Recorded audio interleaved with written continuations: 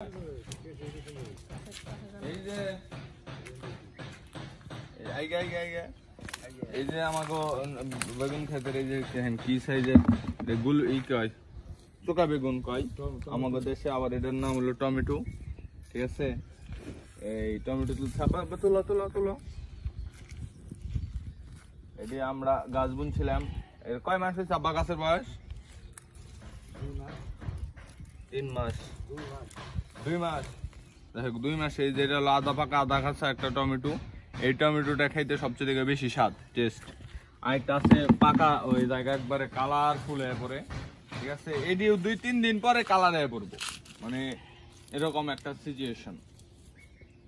2-3 দিনের ভিতরে আব্বা কালার হবো না। এটাই আমরা কোনো মেডিসিন দিই নাই, আমরা একবারে পিওর যেই খাবার দিয়ে এই যাবার আছে। একটু দেখাও দেখাও কি সুন্দর টমেটো। মাশাআল্লাহ।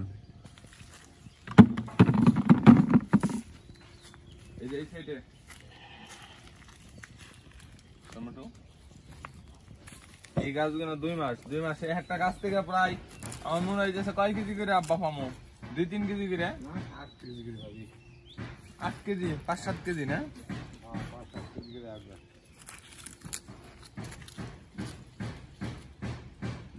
রাইট, পাইলেই ভালো।